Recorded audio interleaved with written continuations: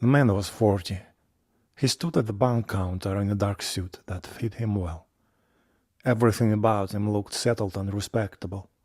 His wife sat on the couch against the wall and watched. He was taking off 50,000 in cash, not the bulk of it, just what he needed. The assistant was young. She had dark hair pulled back, clean features, steady hands.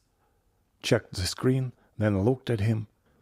There was the usual professional distance, but underneath it something else. Interest. Clear enough if you knew how to see it. "Mr. Smith," she said, "you're withdrawing 50,000 today." "Yes," he said. "Cash or transfer?" "Cash," he said.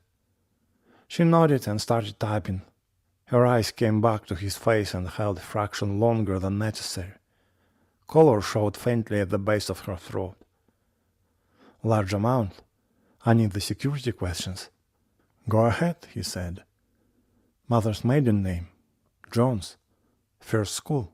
"Central." She looked up again. The attraction was open now. He registered it the way he registered most things, without surprise. 10 years earlier, single, he would have used it. Quiet word after the envelope, a time, a place. She would have agreed. It was written in the way she held his gaze. The thought surfaced and he let it sit for a second. He hesitated. If his wife had not been on the couch, he might have taken the opening. The young woman was ready. All it required was the smallest signal. He gave none. Code word, north wind. She entered it. Printer started behind her. "Everything is in order," she said. "One moment, please." She returned with the envelope and slid it across the counter. Then she smiled. A small, warmer smile than the professional one. On second thought, he said, "I'll do a transfer as well.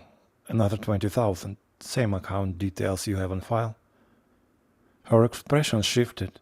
She took the smile as something else, an opening, a signal that he was willing to engage. The interest in her eyes sharpened for a second. He saw the mistake. The reason was purely technical. Moving the extra amount by transfer was cleaner and left less cash to carry, nothing more. She processed the transfer. When she looked up again, the worms had gone.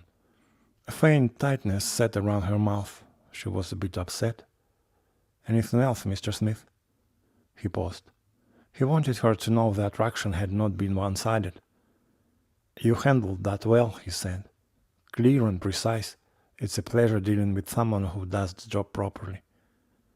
The words were measured, uplifting, and deliberate, enough to acknowledge what had passed between them without crossing the line. She held his gaze a moment longer. The tightness eased slightly. "Have a good afternoon," she said. He took the cash envelope, felt its weight, and put it inside his coat. He nodded once and turned away. From the couch, his wife had watched the entire exchange. She saw the girl's prolonged look, the brief hope after the smile, a small drop on her face, and then the quiet recovery after his final words. Pride moved through her, sharp and contained. Jealousy came with it, quieter but present. His wife stood and joined him at the door. They walked out together. Most of the money remained offshore.